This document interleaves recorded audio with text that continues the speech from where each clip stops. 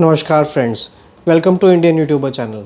Friends, आज इस video में मैं आपको कुछ ईवीज़ के बारे में, इलेक्ट्रिक व्हीकल्स के बारे में बताना चाह रहा हूँ, यानी डिस्कस करना चाह रहा हूँ। फ्रेंड्स, हमारे इंडिया में अभी फ़िलहाल बहुत ज़्यादा ईवी व्हीकल्स आ नहीं पाए हैं अभी तक, ड्यू टू इम्पोर्ट ड्यूटीज़ या ड्यू टू हाई कॉस्ट। और इसी वजह से क्या है कि एडॉप्शन तो बहुत चल रहा है, लोग काफ़ी एक्साइटेड रहते हैं मतलब न्यू ईवी लॉन्चेस के लिए, बट ड्यू टू प्राइस काफ़ी मतलब अप्रॉक्सीमेटली 10 लाख के आसपास का इनका जो बेस मॉडल रहता है।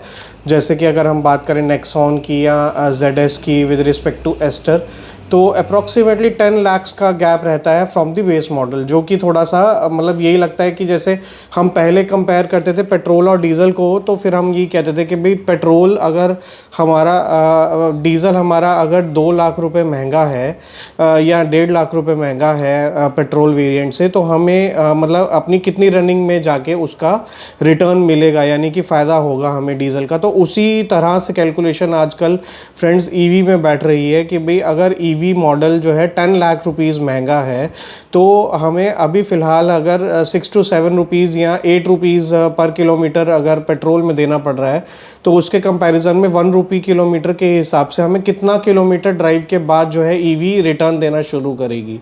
और आप ये भी देखिए कि आपकी रनिंग के साथ साथ बैटरी की लाइफ है वो भी अप्रॉक्सीमेटली 8 ईयर्स की है। 8 लाख किलोमीटर इसका लाइफ माना जाता है। और अभी हाल ही में पता चला फ्रेंड्स कि ईवी की रीसेल वैल्यू, वैसे अगर आप जब ऑनलाइन निकालेंगे OLX वगैरह पे, Cars24 पे, तो उस टाइम पे तो ठीक आएगी, बट जैसे ही थोड़ा सा ईवी आप इतनी जल्दी तो निकालेंगे नहीं, क्योंकि ईवी अगर आपने ली है तो बहुत ही रेयर कंडीशन होगी जिसपे कि बंदा लेते ही पहले 2 से 3 साल में निकालने की सोचता है। अदरवाइज़ ईवी गाड़ियाँ तो गाइज समथिंग 3 to 5 ईयर्स की रेंज में रखी जाती हैं। तो अगर 5 ईयर्स भी आपके हो गए तो ईवी की लाइफ अप्रॉक्सीमेटली 60%, तो आपने अगर हम 8 ईयर्स का एक बेंचमार्क सेट करें कि 8 ईयर्स में जाके उसकी जो बैटरी है समथिंग 50-60%, 40-50% रह जाएगी, तो उसी हिसाब से हम देखें तो उसकी वो 40-50% की जो मतलब बैटरी है, वो जो 40-50% का बेंचमार्क है उसी की 60% रहेगी, यानी मानिए कि 70% के आसपास का आपको अप्रॉक्सीमेट वैल्यू बैटरी का परसेंटेज मिलेगा। तो गाइज़ वही वाली बात है कि भाई इतना हाई हमें लेना चाहिए कि नहीं, हमें क्या करना चाहिए उसके लिए कि ईवी को किस तरह से हमें कंसिडर करना चाहिए। गाइज़ दूसरी जो कंपैरिजन है वो ये है कि ईवी हमारे पास किस प्राइस रेंज में कितनी अवेलेबल है। उसके लिए मैंने एक चार्ट बनाया, वो मैं चार्ट अभी आपको यहाँ पर दिखा भी दूंगा। 0 से 15 लाख की रेंज में हमारे पास बहुत ज़्यादा मॉडल्स हैं नहीं। टाटा की हमारे पास सिर्फ 3 ही मॉडल आते हैं, पंच, टियागो या टिगोर। और MG में गाइज़ हमारे पास सिर्फ 2 ही मॉडल हैं, वेंसर और कॉमेट। और इसके अलावा गाइज़ महिंद्रा में है, सिट्रोइन में है, XUV 400 और सिट्रोइन की C3। गाइज़ इसके अलावा 15 से 25 लाख यानी 15 से 25 लाख में हमारे पास फिर 2-3 मॉडल आ जाते हैं, जैसे टाटा का नेक्सॉन या कर्व हो गया, और MG की ZS EV हो गई, और महिंद्रा में BE6 हो गया या XEV 9e जो कि रिसेंटली लॉन्च्ड है। और इसके अलावा हमारे पास अब आज की डेट में Hyundai की क्रेटा भी आने लगी है। तो गाइज़ मतलब अगर मोटा मोटा हम देखें तो 25 लाख के अंडर आपको बहुत ज़्यादा रिनाउंड में सिर्फ टाटा की ही ईवी दिखाई दे रही है। तो टाटा की ईवी अगर हम देखते हैं तो अगर आप लेना चाहते हैं तो फिर तो ठीक है। अदरवाइज़ आपकी जो न्यूली लॉन्च्ड महिंद्रा की ईवीज़ हैं, आप वो कंसिडर कर सकते हैं। उनकी प्राइस रेंज थोड़ी सी फिर भी मतलब समझ में आती है, बट इसके अलावा गाइस हमारे पास बहुत ज़्यादा ऑप्शन है नहीं। यानी अगर आप टाटा और महिंद्रा नहीं लेना चाहते तो फिर आपके पास बहुत ज़्यादा ऑप्शन बचता नहीं है। MG का ZS ज़रूर है, बट इसके अलावा कोई बचता नहीं है। अब आ जाते हैं हम 25 से 35 लाख की रेंज में। 25 से 35 लाख की रेंज में भी हमारे पास 2 ही मॉडल हैं, वो है हमारा अट्टो 3 और दूसरा है E-MAX 7। तो गाइस बहुत ज़्यादा मतलब अब 35 लाख तक आपको सिर्फ एक BYD का मॉडल मिल रहा है। इसके अलावा आप टाटा या महिंद्रा में जा रहे हैं, ZS भी ओवर प्राइस लगता है मुझे। तो उसी हिसाब से देखें तो हम मतलब BYD अगर आप लेना चाहते हैं, क्योंकि BYD का मैन्युफैक्चरिंग प्लांट इंडिया में आने नहीं दे रही है गवर्नमेंट, तो उसी हिसाब से अगर देखें तो BYD अगर आप नहीं लेंगे या नहीं लेना चाह रहे हो, मैं भी थोड़ा रिलक्टेंट हूँ, तो उसके बाद हमारे पास 35 लाख तक कोई EV बहुत ज़्यादा अवेलेबल नहीं है। इसके कंपैरिजन में हमारे पास पेट्रोल और डीजल मॉडल्स, डीजल ऑल दो हमारा 10 ईयर्स की वैलिडिटी के साथ आती है RC की, बट डीजल मॉडल्स फिर भी वाइडली अवेलेबल हैं हमारे पास, बट EV मॉडल्स हैं ही नहीं। और इसके बाद अब आ जाओ 35 से 50 लाख्स या 50 लाख्स की रेंज में, तो गाइस 35 से 40 का ब्रैकेट बिल्कुल खाली है, उसमें कोई मॉडल नहीं है। 40 से प्लस में आप जाते हैं तो BYD की 2 गाड़ियाँ आ जाती हैं, सील और सीलियन। और इसके अलावा गाइस 45 से 55 की रेंज में वॉल्वो की आपकी XC40 आती है, और BMW की iX1 आती है, जो कि इंडियन असेंबल्ड कार है अभी फ़िलहाल।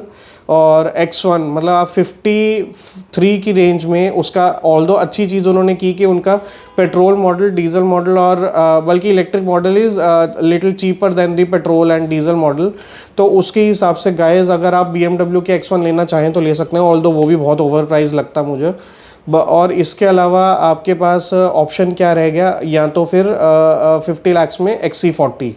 अब XC40 अगर आप देखने जाएंगे तो गाइस XC40 के सामने C40 थोड़ी सी मतलब फार बेटर लगती है, क्योंकि वो कूपे डिज़ाइन है। तो उसके हिसाब से अगर हम देखें तो वो 59 के समथिंग यानी 60 प्लस हो गया। तो गाइस बहुत ज़्यादा 60 लाख्स के अंडर मॉडल्स है ही नहीं। तो बेसिकली क्या है, पहले तो ये कि इतना ओवर प्राइज्ड में हमें रिटर्न कब मिलेगा, सेकेंडली हमें रीसेल इतनी मिलेगी या नहीं मिलेगी कार की अगर आप 5 साल से ज़्यादा लग रहे हैं, थर्डली आप 50 लाख्स खर्च कर रहे हैं, इतना बड़ा लोन ले रहे हैं, या मतलब जैसे भी आप फाइनेंस अरेंज कर रहे हैं, और 50 लाख्स में आपको गाड़ी कोई नहीं मिल रही है, अच्छी गाड़ी मतलब 50-60 के ऊपर जा रही हैं, और बहुत ज़्यादा मॉडल्स हैं ही नहीं इंडिया में EV के।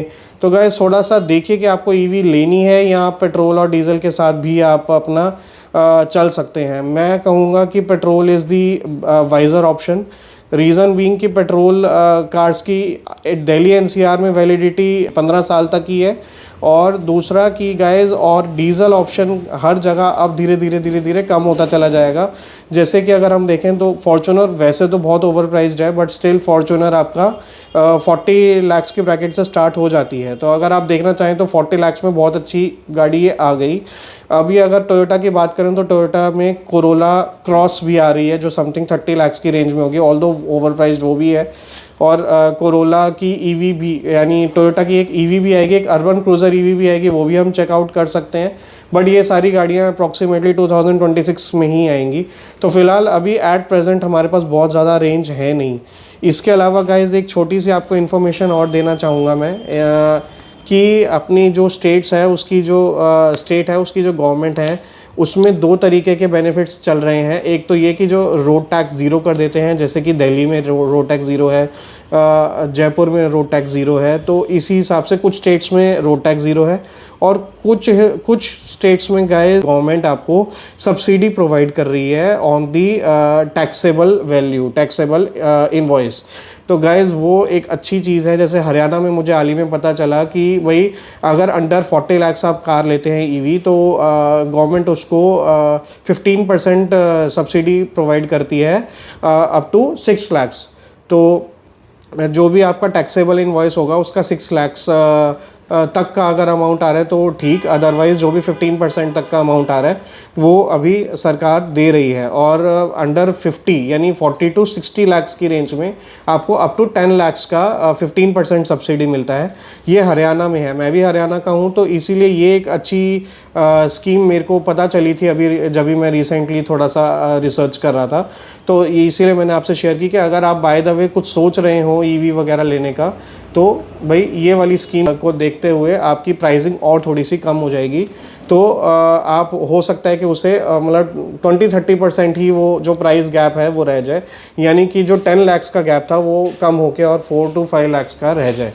तो गाइज़ वो थोड़ा सा एक अच्छा हमारे पास ऑप्शन है। अदरवाइज़ आप थोड़ा सा रीथॉट दीजिए कि आपको EVs की तरफ जाना है या फिर आप IC इंजन्स की तरफ ही चलना चाहेंगे। Thank you.